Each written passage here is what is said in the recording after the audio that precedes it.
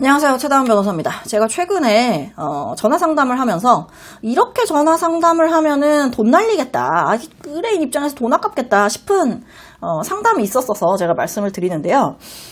기본적으로 전화 상담은 어느 정도 변호사의 말을 이해하실 수 있는 분이 하시는 게 좋을 것 같아요.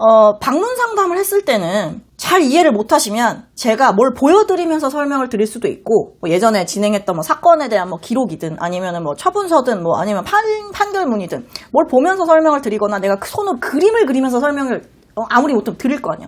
자, 그러면 내가 말하는 게 10개 중에 한 3개는 이해할 수 있을 거야. 아무리 이 내용이 어렵다라고 하더라도. 근데 전화 상담을 하면 정말 1도 못 얻어가실 수도 있어요. 그러니까 돈을 날리는 거일 수 있죠. 그분 입장에서는. 저야 열심히 받은 돈만큼 설명을 해주고 그 시간 안에서 충실하게 설명을 해줬다라고 하더라도 상대방이 이해를 못하면 큰 의미가 없는 거잖아요. 자, 그런 분들이 많이 물어보시는 내용이 뭐다? 변호사를 선임하는 게 낫냐라는 거예요. 보통 이제 굉장히 방어적으로 말씀하시는 분들이 많은데 이런 식이지. 난 어차피 이거 유죄라고 생각하고 수사관도 그렇게 얘기하고 있어. 근데 이런 경우라면 변호사를 선임하는 게 나의 경우는 의미가 없잖아. 본인이 이미 단정을 딱 지어놨어. 변호사를 선임하는 게 의미가 없잖아. 자, 그런 경우에 지금 내가 피해자가 한 1,000만 원에 합의를 하자고 하는데 합의를 하는 게 나은지나 알려주소? 이런 식이야. 이미 본인은 정리를 다 했어. 자, 그러면 일단 1,000만 원에 합의를 하는 게 나은지부터 일단 말씀을 드리는 게 맞죠. 그러면서 쭉 얘기를 해. 자, 근데 합의를 하는 이유가 뭐냐. 예를 들자면 이 정도는 잘만 하면 제가 봤을 때 기소유예도 노려볼 만하다. 전과도 하나도 없으시고 뭐 이렇게 하시는데. 근데 기소유예를 받으려면 양형자료도 잘 이쁘게 내야 될 거 아니에요. 자, 무조건 합의를 하면 기소유예가 나올 것 같기는 하지만 그렇다라고 해서 100%는 아닐 수도 있으니까 나 기소유예 주세요 라고 이제 정확하게 콕 집어가지고 수사기관에 의견서를 낼 필요도 있단 말이에요. 저 같은 경우에는 항상 뭘 주세요 라고 정확하게 적어서 내는 편이에요. 그리고 왜 그걸 받아야 되는지 내가 그걸 받을 만한 타당한 상황인지를 설명을 해서 내고 얼마나 성실하게 살아왔는지에 대해서도 양형자료를 철저히 내고 앞으로 이런 일을 저지르지 않기 위해서 또 어떤 노력을 하고 있는지에 대해서 충분히 설명을 합니다. 자, 그런 거를 하려고 변호사를 선임을 하는 거예요. 근데 난 이미 유죄인데? 변호사 선임 안 해도 되는데? 라는 말은 저도 하도 사건을 많이 하고 의뢰인을 많이 뵙다 보니까 알아듣죠. 하면 알아듣지. 무슨 얘기냐면 나는 변호사를 선임할 만한 경제적인 능력이 없어. 그리고 방문 상담을 할 정도로 시간과 경제적인 상황이 좋지는 않아. 자, 그러니까 나는 어차피 변호사를 선임을 못해서 나는 변호사를 선임할 생각조차 못하고 있어.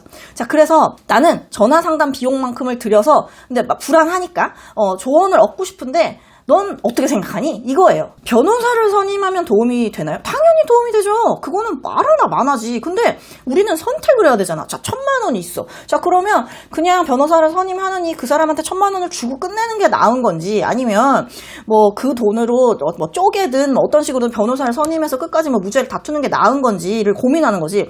변호사비는 내가 변호사비대로 드리는 거고 이거에 대해서는 다른 거지라고 생각할 겨를이 지금 없기 때문에 그렇게 물어보는 걸 거 아니에요. 근데 계속 그렇게 방어적으로 얘기를 하는 거야. 난 유죄라는데?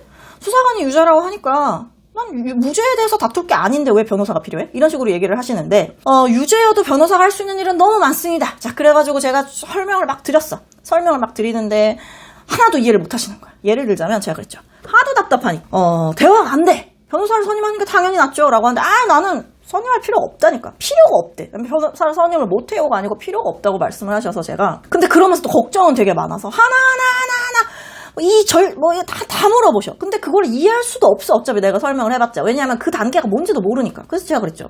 자, 지금 경찰 조사를 앞두고 계시죠. 경찰 조사 때 변호사가 동석을 합니다. 변호사가 동석을 해서 혹시라도 내가 생각하지 못했던 어떤 내용이 나오거나 혹은 내가 한 것보다 훨씬 더 안 좋은 인상을 줄 수 있는 어떤 답변을 하거나 하는 거를 변호사가 옆에 있으면서 그거를 정리를 해줍니다. 근데 그거 안 하겠대. 자, 그리고 일단 수사 단계에서 뭔가 조사를 받기 전 혹은 조사를 받고 난 후에 변호인 의견서를 제출할 수 있죠. 이 사람이 이런 일에 연루되기는 했지만 그렇게 나쁜 사람은 아니에요. 선처를 좀 해주시면 다시는 이런 일을 저지르지 않을 사람이랍니다. 뭐 이런 식의 의견서를 또 내. 그 다음에 합의를 하고 싶다고? 자, 그러면은 상대방과 연락을 변호사가 해요. 자, 그러면서 상대방이 택도 아닌 합의금을 제시한다 라고 하면은 변호사가 설명을 하죠.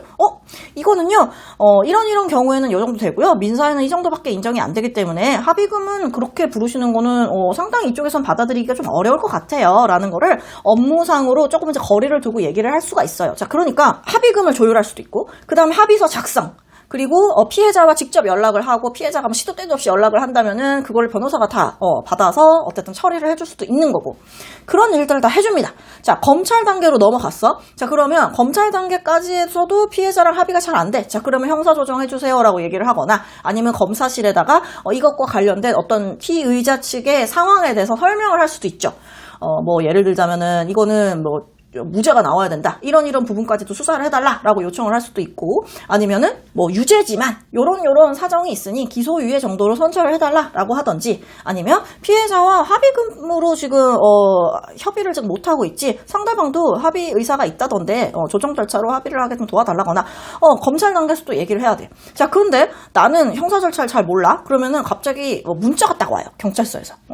본인의 사건이 송치가 됐대. 송치가 된 게 무슨 말일까? 자, 송치가 되면 앞으로 뭐 어떻게 되는 걸까? 그러면 검찰이 날 부르나? 그러면 이게 언제 처분이 나나? 궁금한 게 한두 개가 아니야. 그럼 난 재판을 받게 되는 건가? 모르는 거지. 그거 다 변호사가 알려줘. 그 다음에 이 사건이 약식 기소가 됐어. 약식 기소가 되는 이게 뭐지? 그럼 벌금을 내라는 건가? 어떤 거는 거야? 그것도 변호사가 다 알려줄 수 있고 그 다음에 정식 기소가 됐어. 자, 그럼 언제 기일이 잡히는 거예요? 자, 그러면 기록을 증거 기록을 볼 수 있다고요? 자, 증거 기록은 그럼 누가 가서 어디에 가서 뭘 해와야 되는 거예요? 무슨 신청서를 해야 되는 거고 그냥 오늘 가면 주나요? 뭐 이런 거 다 변호사가 알려주는 거예요. 그 다음에 약식 기소가 됐을 때 혹은 정식 기소가 됐을 때 앞으로 어떻게 하면 되는지에 대해서도 일일이 얘기를 하거나 저희 사무실 같은 경우는 약식 기소일 때 약식 재판부에다가도 의견서를 제출하고 뭐 이런 거를 다 합니다. 그런데 이게 필요가 없다고요? 이게 필요 없는 사람은 없어요. 못하는 거지.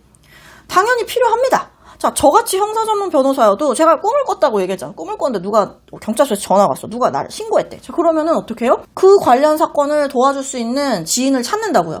왜냐면 저는 뭐 변호사 선임비 안 아깝겠어요? 저도 변호사 돈 주고 선임해야 될 거 아니야. 그럼에도 불구하고 필요한 이유는 뭐다?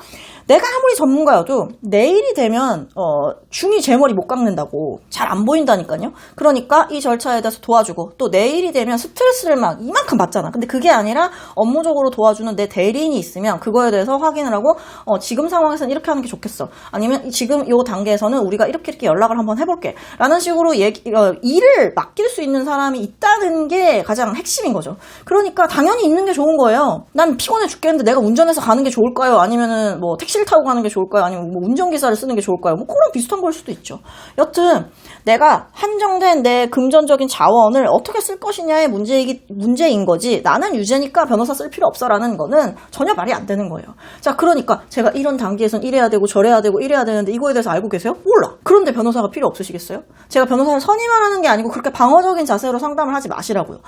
그러면 이러면 어떡해요? 저러면 어떡해요? 하는데 제가 느끼기에 제가 10개를 설명해주면 하나도 제대로 이해를 못 하시는 것 같아요. 그러니까 스트레스만 받는 거예요. 전화 상담을 하면서 무슨 말인지 잘 모르겠고 말은 되게 어려운 것 같고 아무리 쉽게 설명을 한다라고 해도 머릿속으로 이해가 잘 안 되는 거죠.